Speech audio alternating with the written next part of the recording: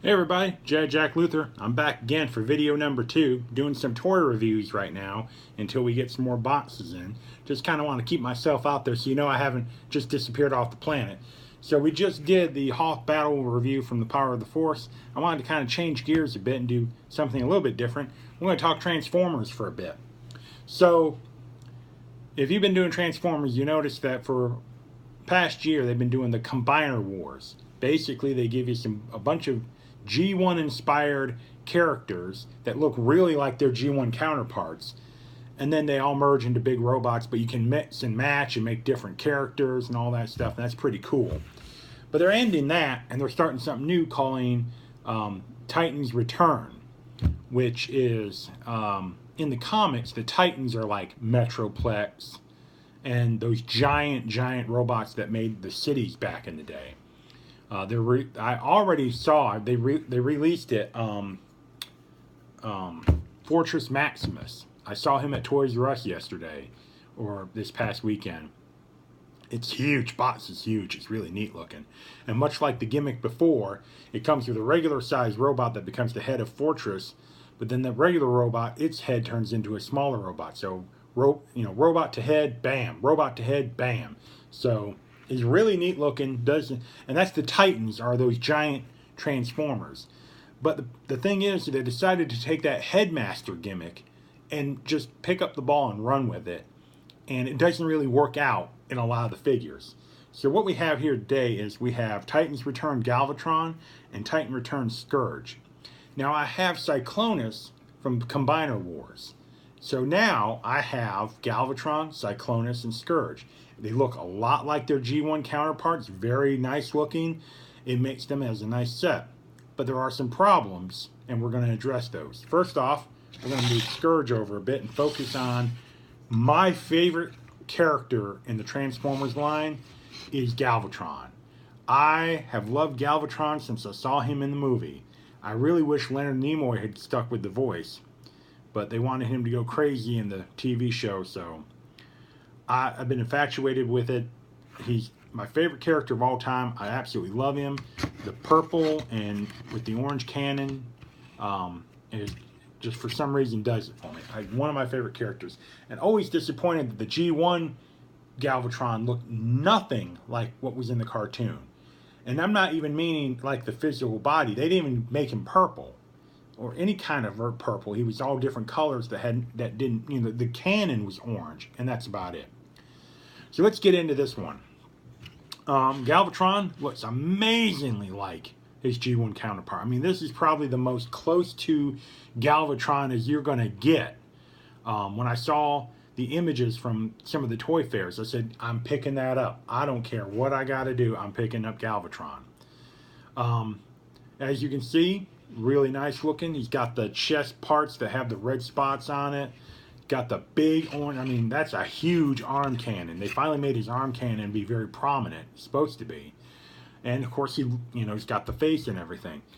But here's the issue with this figure. This figure has a few issues for making it absolutely perfect. Number one, it's a Headmaster. And I don't know why they did that. I know they wanted a gimmick, but a Headmaster for Galvatron, I don't think works. And here's why. As you can see, Galvatron has, he's trying to do a leg split. Galvatron has the purple head frame thing, but the problem with that is you open his chest up, and this piece actually slips down, and, oh, he lost his head. That was part of the problem. In this form, he looks more like Megatron. He only looks like Galvatron if you open up this chest piece and that purple crown frame snaps up in front. So it's only on the front. So if you turn his head can look side to side, but the mask thing doesn't go with it. Take off his head. I was never a fan of the Headmasters. I just thought it was a gimmick they came up with to sell more toys. So I've never been a big fan of it. His Headmaster is supposed to look like Megatron. So I'm going to try to get it to the camera. And I don't know if you can see it. It's kind of blurry. I apologize. But if you notice, it's got the bullet type head that Megatron had. But because it's got to plug into this one, and according to the package, all the heads are interchangeable, it's got to have that square top to it, which kind of really ruins the figure. But you fold him up, and he attaches. And then you open up the chest, and it snaps into place. But like I said, he turns his head, it doesn't go with him. That's problem number one. Problem number two is the posability of his arm with the cannon is very limited. He's got these pieces right here, these shoulder pieces, and even if you move him out of the way, he can't really move his cannon very well. He can't move his arm very well. And if you wanted to do a pose where the cannon was on the side, he can't, because the treads for the cannon he makes when he transforms into it blocks it. So his posability with that arm cannon is very limited, and that's really sad, because you could do some incredible poses with Galvatron with this arm cannon, but you just can't because of the limitability of what they've done with it. If the tire treads moved better or could slip out of the way, you'd be gold. The other problem with him, and I gotta rotate him so you can see it, he has a cockpit. Why does Galvatron have a cockpit? Because this Galvatron's a triple changer. Now, it's almost like they wanted to shoehorn every gimmick they've ever done into Galvatron. It's like they made this beautiful figure and then ruined it by just throwing a bunch of gimmicks on it. I mean, it's like ridiculous. They shouldn't have done all this. I wanted a basic Galvatron figure. Didn't need a headmaster. Doesn't need to be a triple changer. In no way has he ever been a triple changer. If he's a triple changer in the new comics, I don't want to read it. Because it just... Plus, you have this big, bulky cockpit hanging off his back. And it looks ridiculous. So, I've transformed him into a cannon. And in cannon mode, he looks really good. But I like it the robot mode. So basically, this is just something you have to keep like this. But despite those flaws, I still love it. It's a beautiful figure. It displays very well. As long as you keep his back to the wall and no one sees that ridiculous cockpit, you're gold. But like I just had to pick him up. Even with the few flaws, I got him. So we're going to move Galvatron off to the side a bit and bring in Scourge. Now, Scourge has different issues. Number one, that head is just loose as can be. Once again, Scourge is a headmaster. His head pops off and becomes a little robot. He transforms into the standard looking hovercraft that he normally would. It's very G1 looking. It's very close to what it should be, which is not bad. But once again, we have a few issues. If you notice his feet kind of small. But on the back side, look at those big clonkers he's got there. Those should be his feet. But if you rotate those to the front, the legs don't, you know, don't go together very well. They got to be, the flat part has to be there. And then they gave him a gun. But the gun they gave him is like, attaches to him in vehicle mode. So either the little mini robot that turns into the head can fit inside his cockpit that's in hovercraft mode, or this attaches to it and the little robot can sit there and fire the cannon. And I can understand this would be something that another figure would have that could attach to Fortress Maximus somewhere. Like he would have different holes for pegs, and you could peg that into a spot on the city mode, and the little robots could man that. I can kind of see that, but I don't know why we have it for this robot. I don't know why he does have a regular gun, by the way, but it's the top part of his hovercraft. You have to pull that off, and it can connect to the front of this gun to be a triple shot gun. And again, that doesn't make too much sense to me. And maybe I'm just old school. The figure transforms really well, very easily.